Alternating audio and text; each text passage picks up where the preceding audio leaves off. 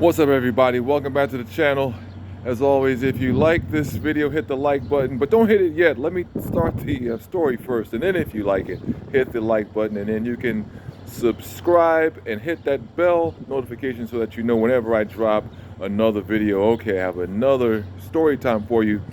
This one involves a New York City legend. When I say legend, people throw that word around sometimes likely, but this guy, more specifically, I should say he's a Brooklyn legend. And Chris Mullin once called him the greatest shooter he's ever seen that's not in the NBA. And that man is known as Jack Ryan, or Black Jack Ryan. And this is about the time. It might be the first time I ever saw this guy play. In fact, I'm pretty sure that it was. So the deal was, there was this run that we used to have at the Madison Square Boys Club, which at the time I don't know if it's there anymore, but at the time it was at like 2nd Avenue and 22nd Street, I think, or something like that. And there was a Saturday morning run. And the way that I found out about this run was that I had connected with some cats from Brooklyn at a certain point, and they welcomed me in, basically, and I was able to play with these guys at West 4th Street, and then from that they kind of invited me in the mix, and I wound up at this run. So the run was Saturday mornings at 8 a.m. So now picture this. I had to be there at 8 a.m., which meant that coming from the Vernon, okay, on the subway to be all the way downtown at 8 a.m. was work. Okay, I mean, I had to be up early, all type of stuff, but I did it. So I would either take the Metro North down, which was faster, or if I was broke, I would take the subway down, okay, all the way from 241st Street. That was a haul. Well, anyway, but it was worth it, because once you got there, there was a run, and it was excellent run. Not a lot of calls. The games went like rapid fire. Anyway, so we're there, and this guy comes in the gym like a little bit later than us. So, like he kind of comes in, and like he showed up, like I said, a bit later. So it was almost like he made like this, entrance, right? And he's white, which made him noticeable. Not that there weren't other white guys there, but the way that people reacted to this guy, it was like he was a somebody. I'd never seen him before. I'm like, well, who is this guy? And I remember at a certain point he pulled out a long knee brace. I'm like, well, all right, I don't know what he's like, how much damage he's going to be able to do wearing that thing, but okay, cool. He looked like super Irish, that Irish face. All right, starts warming up and everything. Looks like he's a very well coached guy. And at a certain point, the games begin, and he was on the court before I was, and he's killing guys. Like, he's not missing any shots. And he's going to the hole some. He has passes too. He has handle, but his jump shot is just lethal. It's like it's automatic. So they win a game, right? Then I think the next game that he plays, he makes all of the baskets. Literally. Like the games were like super quick. I think we we played to maybe 7 or 8, and I don't think that we counted threes. I don't think so. But anyway, yeah, he made all 7 or 8 shots, and it wasn't like guys weren't guarding him. But if you left him, which it was over with, but he had so much dance, so much shake to set up the shot that he was still killing guys, right? He was something like and I'm not saying this because this guy's white also, but his game was very reminiscent of like a Nash. Like he had a Nash type level jump shot with a lot of herky jerk. He just wasn't quite as explosive and as quick, I'm guessing, with his knee issue. And he was probably about, I'm guessing, 15 pounds overweight. You know, I mean, like he probably should have been about 170 pounds. He was probably about $185 if I had to guess. Even with all that, he was still killing people. But I don't know who this guy is, but now I'm like really watching this guy. So the next game comes up, and there's a guy in the gym who you guys would probably know, used to play for Georgetown, used to be known for defense.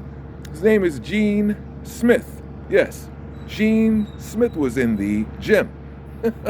I'm like, why is he here? Well, come to find out, at the time he was a marketing rep for Nike, right? And I remember this dude was rolling like I think he was rolling a red Lexus SC 400 coupe, I think it was. But anyway, so he gets on the court, right? And you're thinking, well, can Jack bust him up? Now, this was several years after Georgetown. This was probably like summer of 93 maybe, or summer of 94, okay? So you know, it's not like you know, when he was 19 years old or something like that. But anyway, gets out there on the court, and he literally shuts Jack down. Like, I don't even think Jack made a basket, and he probably only took 1 or 2 shots, if any. He just could not get the ball. Basically, this guy Gene mugged him, right? You know, just like totally mugged him, totally took him out of the game, and they wound up losing, right? But Jack took his beating. You know what I mean? Like, he didn't really complain about the fouls or anything, and it wasn't like Gene was fouling him all the time, but he did just enough to sort of muscle him and take him out of rhythm and all that. But what happened was, I was playing in the next game. So when I was younger, I had fantasies about busting Gene Smith's ass. I did. I think we all did. It was like, yeah, him, Michael Jackson, Horace Broadnecks. It's like, yo, Wingate, these guys, like, yo, man, if I ever get a chance to see these guys on court, they're gonna get it. Well, this was like, oh my God, it's Gene Smith. He's here. And he was wiped out. He was so tired. Like, you know, you could tell he was not in shape like that. So to guard a guy that was that tough, that would take that much effort, by the time I got out there, he was clearly wiped out. And so that took all of my thunder for him, really, because I was like, man, even if I bust him now, it's not going to mean anything because he's all tired, you know. So it kind of really took the luster off it. But we did match up against each other, but the game was was quick, and I didn't really get a chance to really do anything against him. There was one time when I think I made a steal, or somebody else made a steal some sort of way. I got the ball on the break, and he's there, and I'm about to disco on this guy, and somebody called a foul or a travel or something on another. It was like, basically, for whatever reason, we stopped play right as I was about to disco on Gene Smith, and I was like, oh man. But once again, like, it really wouldn't have felt that good anyway, because I know that he was tired. But getting back to Black Jack Ryan, yeah, anything that you ever heard about this guy, yeah, he was tough. He could really play. Just, it's hard to remain really sharp when you're not doing it as your living. But to be a recreational player, I think he was probably 29 at the time or something like that, with a bad knee. He was deadly, man. He had shake, moves. He had all types of fancy passes. Like, he threw a couple of dimes like crazy, like Nash type, no look, just crazy accurate through, traffic. Like, how did he see that guy, right?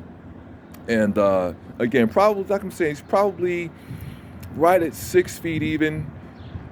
Probably, in those days, about $185, $190 in there somewhere. Probably should have been less than that, but definitely baller, and nice guy. I mean, kind of had a rep for being sort of a bit of a hothead, but I didn't see that from him. And we would talk every so often. I would see him at West 4th Street, and at a certain point, he began doing basketball tricks at half times of NBA games under the name of the Hoop Wizard. So if you ever see any videos of the Hoop Wizard, that's him. I'm gonna post the link to a video about him on YouTube. That's actually here. So if you've never seen that video, you can look for that down here somewhere. But anyway, yeah, that's Black Jack Ryan. Haven't spoken with him in many years, but hope he's doing well. And yeah, man, if you never saw this guy play, if you never saw this guy shoot, you missed it, because dude was lethal. Anyway, that's this video. I will see you again soon. Go Brooklyn.